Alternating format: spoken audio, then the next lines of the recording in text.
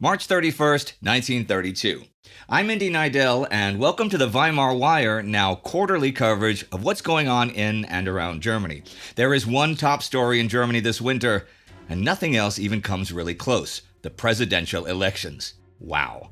They're held now in March, and they feature current President Paul von Hindenburg versus the Nazi Party leader Adolf Hitler.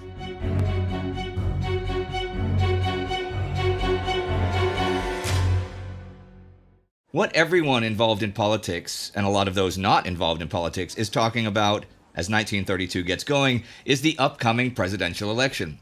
President Paul von Hindenburg is slated to leave office in May, but will he stand for another term? He's 84 years old and tells Chancellor Heinrich Brüning already January 5th he's not interested in fighting another grueling campaign. Brüning says that an election could be avoided altogether if they can amend the Constitution to prolong Hindenburg's current term. That would be Article 3 that would need amending. And it would take 2/3 of the Reichstag, the parliament, voting for it to make it happen. Hindenburg says that's the best solution. Thing is, getting that supermajority would require votes from the right-wing DNVP, the National People's Party, and the extremist NSDAP, the Nazi Party, who together have an awful lot of seats in the Reichstag. On January 7th, Brüning says to Nazi Party leader Adolf Hitler that if Hitler and the Nazis would support a one-year extension to Hindenburg's term, Hindenburg will not stand in the way of Hitler's road to the chancellorship. Here's where it gets tricky. Hitler demands that the Reichstag be dissolved and new national elections be held. DNVP leader Alfred Hugenberg also opposes an extension of Hindenburg's term. Also, on the 12th of January, Hitler informed Brüning by letter that despite his own great personal respect for the Reich president, he had decided to reject extension of his office due to constitutional concerns, making it clear that he thought it was Brüning who would pressurize the president to violate the Constitution. Hitler's real reason for not postponing the presidential election was that he was contemplating running for the office himself. To run for the office, Hitler needed first to become a German citizen. He had renounced his Austrian citizenship in 1925 and was classed in legal terms as stateless. But due to a German legal technicality, an appointment to a government post, either at Reich or state level, brought with it automatic entitlement to German citizenship. So all this time, Hitler has not been a German citizen, but he wants to run for office. He'll have to be appointed to some government post first, though, and as if you could not guess, this happens. Dietrich Klages is the Minister of the Interior for the state of Braunschweig. He represents the Nazi Party.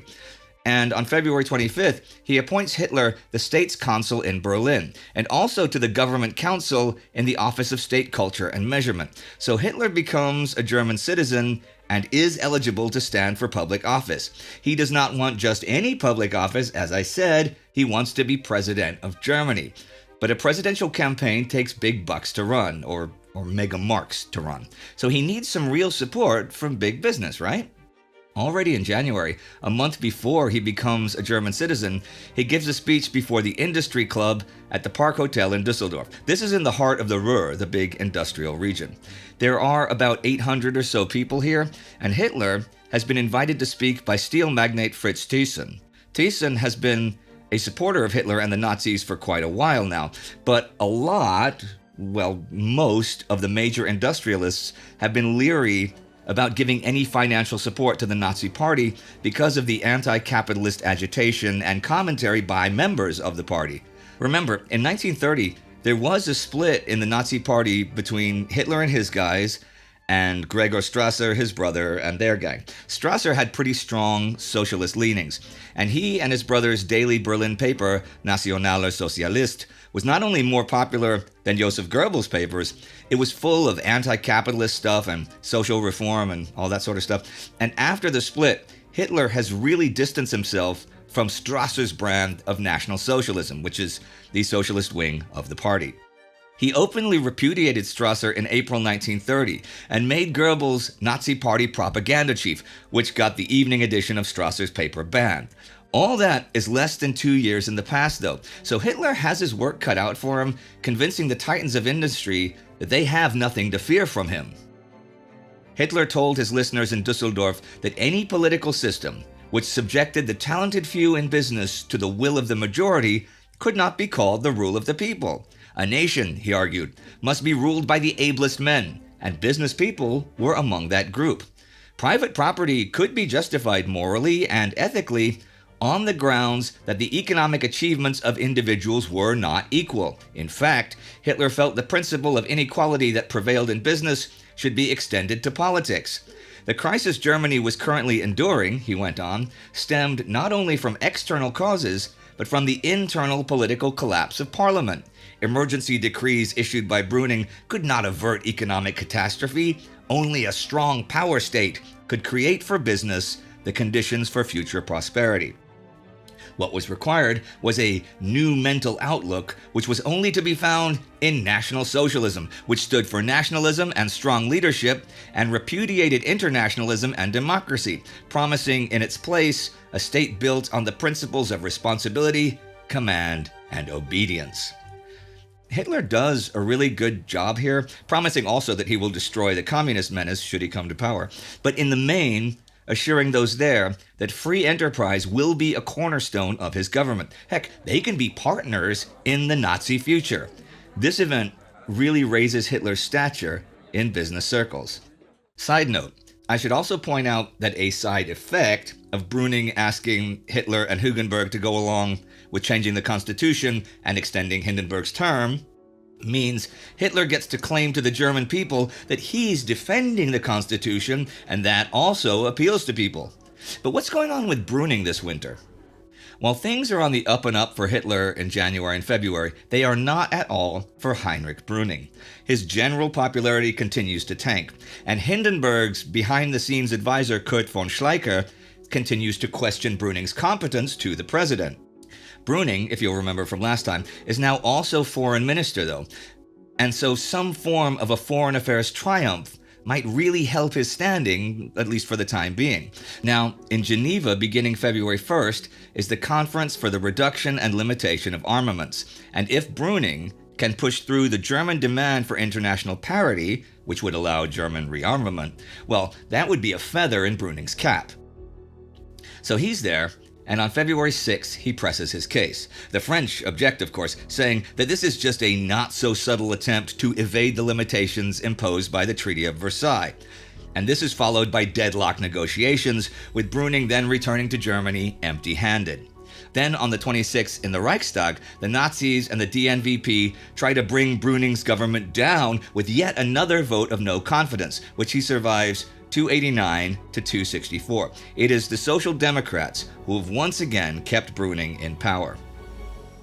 We saw that last October, the Reichstag was adjourned until February, and it convenes February 23rd to nail down the dates for the 2 rounds of the presidential election. Round 1 is to be March 13th, and a runoff round 2, if necessary, April 10th.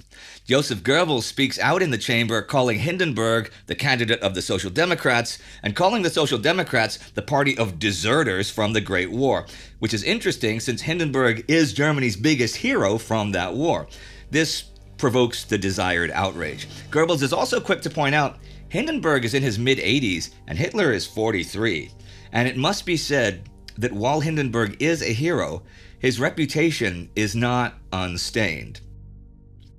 Despite the great popularity that he enjoys, there are still some black marks. For instance, wasn't the victory at the Battle of Tannenberg actually down to Ludendorff?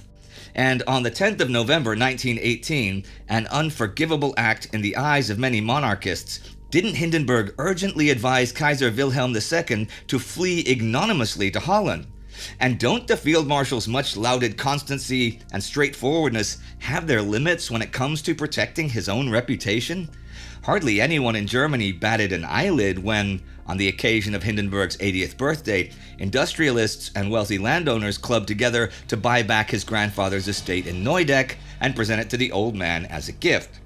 What was thought to be in poor taste, however, was for Hindenburg to immediately sign over the property to his son Oscar as a way of avoiding inheritance tax. Hindenburg was persuaded to actually run again after the mayor of Berlin collected 3 million signatures to support his candidacy. He makes a national radio broadcast February 16th telling Germany it is his patriotic duty to run again and that he is the guardian of the Weimar Constitution, which is kinda not true considering that the past 2 years he spent a fair amount of time undermining it. The political parties in the center and to the left, they all decide not to run candidates against him to not split the vote. And the Social Democrats campaigned for him with the slogan, "Smash Hitler, vote Hindenburg." The Prime Minister of the state of Prussia, Otto Braun, is a Social Democrat, and he has this to say: "The presidential election, which is a crucial prelude to the Prussia state elections, will decide whether Germany's future will continue along the peaceful pathways of Republican state life, or whether the German people will have to wade through a fascist valley of misery." People are very worried about the prospect of Hitler winning. So Hindenburg's official campaign, led by the UHC, the United Hindenburg Committee, focuses on his World War I service, his charisma, and claims that he is the only person who can patch up all the divisions in German society and prevent Hitler from setting up a one-party dictatorship. Hindenburg's campaign has outspent Hitler's by 1 million or so Reichsmarks, and while a lot of Hindenburg's support has come from big business, nearly 2 million marks was secretly supplied by the Prussian Ministry of the Interior. Brüning is, of course, a tireless supporter of the president, speaking at rally after rally, while Hindenburg only makes one more radio broadcast and 2 short films. One of the films is him reading from handheld notes, and one is a montage of film clips with a voiceover listing all his achievements. The radio broadcast is March the 10th, and Hindenburg makes very clear he does not see himself as the candidate of the left, and points out that the first request for him to seek another term came from the political right. He also sort of throws Brüning under the bus, saying that some of his emergency decrees have left something to be desired. Hitler and Hindenburg are not the only 2 candidates, of course. The DNVP runs Theodor Duesterberg, who is the deputy commander of the Stahlhelm, the ultra-nationalistic veterans organization. The Nazis reveal, though, that Duesterberg's grandfather was Jewish, and this does, a bit, hurt Duesterberg, who himself is strongly anti-Semitic. The Communist Party once again runs Ernst Thälmann, which makes sense since he's their leader. Their slogan this time is, "A vote for Hindenburg is a vote for Hitler, and a vote for Hitler is a vote for war." You may wonder what Hitler's campaign is like. I shall tell you. First, though, I have to make clear, Hitler does not think he can beat Paul von Hindenburg. Hindenburg is a gargantuan German folk hero. Hitler does, however, think he can get maybe 12 million votes and come out of the elections the most popular leader of any German political party. His candidacy is announced at a Nazi Party rally at the Sportpalast in Berlin to 20 solid minutes of cheering, and Joseph Goebbels runs his campaign, which is simply depicted as a struggle between National Socialism and the Weimar system. That's it. Millions of leaflets are sent out, thousands of billboards promote Hitler's message, and Goebbels even has 50,000 phonograph records of a Hitler speech given out. Hitler himself goes out on a speaking tour, and from March 1st to March 11th speaks to huge crowds in 12 cities in front of an estimated total of 500,000 people. The key theme of Hitler's speeches was the 13 wasted years of the Weimar Republic, which he defined as a time of unmitigated political and economic chaos orchestrated by the November criminals. Hitler skillfully avoided a direct attack on Hindenburg. Instead, he expressed some admiration for the old gentleman, stressing his service to the fatherland, but pointing out that he was now essentially a man of the past, who was a puppet of the Social Democrats and Republicans, and he asked him to stand aside so that we can destroy those standing behind you. In place of the current democratic chaos, Hitler promised a united national community under his strong leadership. Here's another side note. During Hitler's campaign, and for the first time, Hitler is asked several times about his views of women. When asked if he wants to deprive women of equal rights and jobs, he says that is not the case. However, he really does, in fact, want to end the equality Weimar grants women, and sees women's primary role as increasing the numbers of racially valuable births. So how does the election go? On March 13, 1932, 86.2% of the electorate goes to the polls, which is nearly 20% more than during the 1925 election. Hindenburg easily wins. However, he gets 49.54% of the vote, 18.65 million votes. And since no one gets 50% and an outright majority, there will be a runoff election. Hitler is in second place with 30.12%. He did not get 12 million votes as he hoped for, but he did get 11.3 million, which is an awful lot. Hindenburg is disappointed that he didn't win in the first round, and is even more disappointed that he actually lost to Hitler in his home state of East Prussia. Thälmann gets 13.24% of the votes, 4.98 million of them, and those three will be the candidates in the runoff. It's fairly obvious that had Hindenburg not run, Hitler would be a huge winner. The runoff is 10 days from now, on April 10th. But nobody is campaigning today, since Hindenburg has issued an emergency decree making an Easter truce on campaigning from March 20th to April 3rd. There are to be no political meetings or rallies during this period. This means that there's only going to be 1 week of campaigning before the runoff elections. Exciting times here in Germany. There's plenty of excitement internationally as well this winter. There's been trouble, well, more trouble, between Japan and China. On January 9th, a Korean nationalist tries and fails to assassinate Japanese Emperor Hirohito. Over in China, the official newspaper of the Kuomintang, China's ruling party, prints an editorial that says it's a shame the attempt didn't succeed, which Japan uses as a pretext to attack Shanghai later that month. Well, maybe pretext isn't quite how I should say it. A lot of Japanese are outraged by the editorial, and there are a lot of Japanese people living and working in Shanghai. On January 18th, 5 Japanese monks are beaten by Chinese, one of them actually beaten to death, near a factory, and the Japanese respond by burning down the factory. I should point out that Ryukichi Tanaka, a Japanese staff officer stationed in Shanghai, may well have paid those Chinese to beat the Japanese. The situation escalates very quickly, and the Japanese Navy is sent in, as well as both the Chinese and Japanese Air Forces, and the Chinese 19th Route Army joins the fray. By mid-February, the Japanese have 18,000 men there, and the Chinese send in the 5th Army. Finally, on March the 1st, the Japanese land an infantry division behind Chinese lines, and the Chinese are forced to abandon the whole Shanghai area. In mid-March, representatives from the League of Nations arrive in Shanghai to try to broker ceasefire negotiations, but as of today, nothing has been formally agreed. Remember last year, Japan staged what seems to be a false flag incident at Mukden in occupied Manchuria. Now on February 18th in Manchuria, the Japanese establish the Northeast Supreme Administrative Council, proclaiming the state of Manchuria, or Manchukuo, independent from China, and on March 1st installed Pu Yi, who was the last emperor of China, as puppet emperor of Manchukuo. At Lake Placid, New York, in the United States, the 1932 Winter Olympics take place from February 4th through 13th. The U.S. tops the medal count with 12, the first time they've done so at a Winter Olympics. Sonja Henie is a big star, winning her second figure skating gold. Germany sends 20 athletes, which is the third most behind the US and Canada, but only wins 2 medals, both bronzes, one in the 4-man bobsleigh and one in ice hockey. I suppose I should point out that there are only 4 countries competing in the ice hockey, and while Germany beats Poland twice, 4-0 and 4-1, we lose twice each to Canada and the US, scoring just 1 total goal and giving up 24.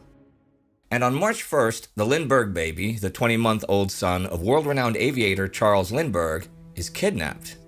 There are no footprints or fingerprints or physical evidence like that, but there is a poorly written ransom note which reads, "Dear Sir, have $50,000 ready, $25,000 in $20 bills, $15,000 in $10 bills, and $10,000 in $5 bills. After 2 to 4 days, we will inform you where to deliver the money. We warn you for making any ding public or for notify the police the child is in gut care." A lot of the words are misspelled, and the grammar is weird, so investigators think whoever wrote it is a foreigner who hasn't spent a great deal of time in the US. There is a $25,000 reward for information leading to an arrest, and FBI Director J. Edgar Hoover tells the New Jersey police they can have all the assistance they want. Poor kid. Poor parents. Well, that is all the news I have for you this winter. And as March turns to April, we wait with bated breath to see what in the world will happen in the runoff election. Brüning seems to be ever more a political dinosaur, and Hitler, now a German, looks to ever more Germans like the man of the future. The first round of the elections has really shown how Hitler's message and popularity have grown and how Hindenburg's has dwindled somewhat. Benjamin Carter Hett points out in The Death of Democracy that Hindenburg very specifically did not want to run as the candidate of the center and the left. He wanted right-wing support. But while Duesterberg might be deputy leader of the Stahlhelm, Hindenburg is the honorary leader, and it's an organization of veterans, and Hindenburg is the granddaddy of veterans, and yet the Stahlhelm backs Duesterberg. The National Rural League also told all of its members, and it has a lot of powerful landowners among them, to back either Hitler or Duesterberg, because Hindenburg doesn't distance himself from the Social Democrats. Either of those, backing Hindenburg, would have easily given him over 50% of the vote and avoided the runoff, which is what the old and physically infirm president would have preferred. But that's not what he got. We enter April with the runoff days away, Hitler ascendant, and the country and the Constitution very much up for grabs. I wonder what will happen. Don't miss the next thrilling episode. Germany might look very different 3 months from now. And hey, join the Time Ghost Army at timeghost.tv or patreon.com so I can continue to bring you this coverage and you can see and hear history unfold before you. Do not forget to subscribe. See you next time.